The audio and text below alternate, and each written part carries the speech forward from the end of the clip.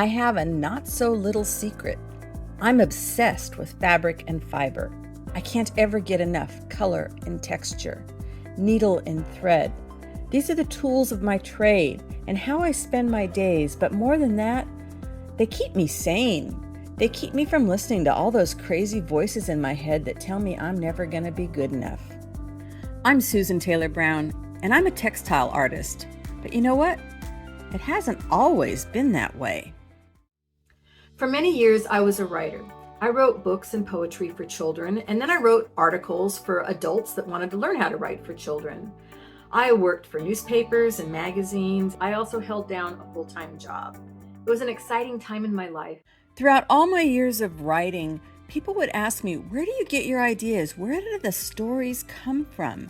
And I heard other writers say they would just watch their characters on the stage and write down what they did. But for me, I never saw pictures. I only heard voices and wrote down what my characters said. Thinking visually wasn't something I knew how to do. That was art, and I wasn't an artist. I already knew that. I had proof. Back in the 7th grade, I was able to choose 2 electives. I chose creative writing and art. I absolutely thrived in the creative writing class, and I failed miserably in the art class. The art teacher told me I had no grasp of art, I would never get it, and wanted me to transfer out of the class. I didn't even think about art for over 40 years, because if I wasn't any good at it, why bother? Did I forget to mention I'm a recovering perfectionist? I came to art by way of writer's block and procrastination, or at least that's what I thought.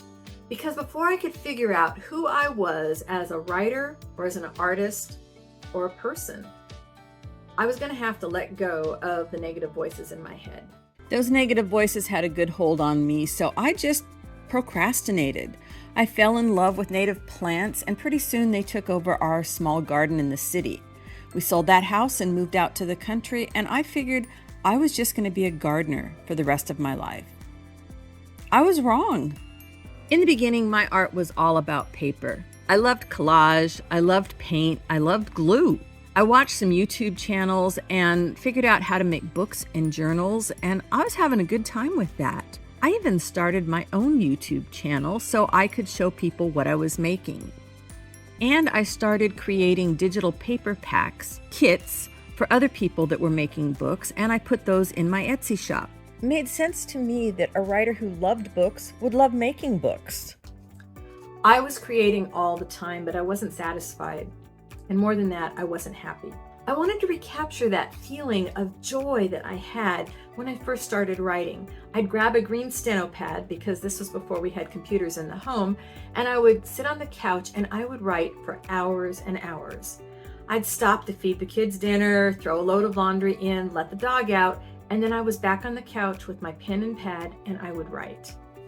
I stopped that writing because I lost the joy and I didn't know how to find it again. Not in writing, not in art, not in the garden. The more I played with fabric and fibers in my books, the more I fell in love with texture. It became all-consuming to me to experiment, to see how I could manipulate fabric and fibers into something interesting to not only look at, but to feel. I love every kind of fiber, it seems. If I can get it in a needle, I'm going to stitch with it.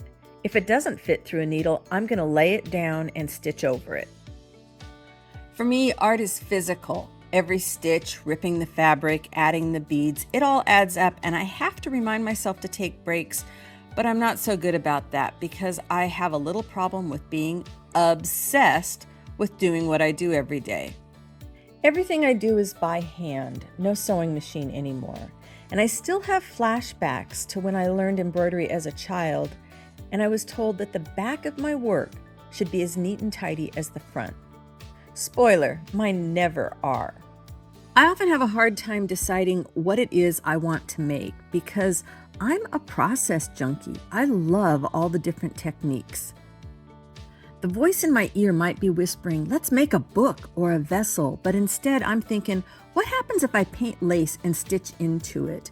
And how can I make something that's kind of 3D and looks like you just stepped into the forest? I always start by shopping my stash, and I pull out fabrics and sort through them until one calls to me. Usually it's green. I gather up some beads and threads, and then I begin to play. And here's where my self-doubt really creeps in, and the voices in my head start shouting at me, "You're not a real artist." And then my perfectionist, she tries to climb out of the back seat and sit next to me. Over the years, I've learned to not listen to the voices quite as much and trust the process, but that's not easy. I don't work from a plan or a sketchbook. I just sit down and start to play, and I have no idea where I'm going or what something's going to end up being when I'm done. When I share on my socials and my YouTube channel, I share more than just my art. I share my journey to become a brave creative, because I want anyone who creates to be brave enough to follow their dreams too. Maybe it's to make art they can sell, maybe it's to make art to give as gifts, or maybe it's to make art just because it makes them happy. One of the things I like to make are little books I call just because books. Why do I call them that? Well, because they don't have to be anything, they don't have to do anything.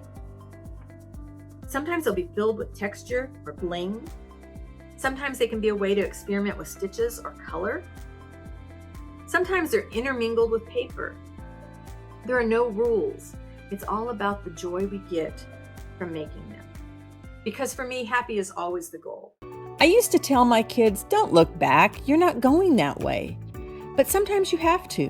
You have to look back to see how far you've come, so you can gasp at the mountains you've climbed and the valleys you've crossed, and to cheer at the monsters you've vanquished along the way.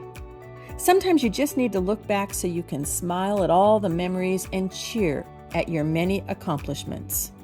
I'm an introvert who rarely leaves home, but thanks to my YouTube channel, I have a fabulous community of fellow makers.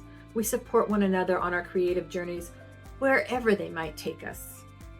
I do a live stream every Wednesday where I chat with the audience while I work on a project. And it's not that they get a lesson from me, although some people learn something.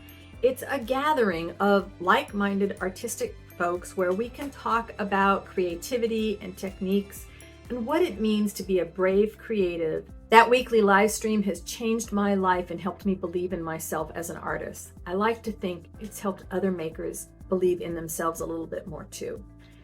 And that creative circle of friends helped me finally find the courage to let go of my writer website and create a new website devoted to my art and a shop where I could sell my art. A good day in the studio means I worked on a project even if I didn't finish, and I explored some new ideas even if I didn't start anything, and I probably laughed at something that didn't quite work out the way I hoped it would. Not all of my work is functional, so sometimes people ask me, "What's it for? What are you supposed to do with it?" I tell them it's for your heart. It fills your soul. It connects us. Because when we connect, we are no longer alone. We become brave enough to step into our light and then strong enough to shine the light for someone else. When my art connects to someone, I feel the energy move between us, and the threads from my life begin to intertwine with theirs, and neither one of us is left untouched. I used to believe that just being my scared and introverted self would never be enough. Now I know better. Now I know that if you have a dream in life, you have to follow it. And I think that even if it is scary, we should share our work because it might inspire someone else to be a brave creative too. You know what else I know? That teacher was so wrong.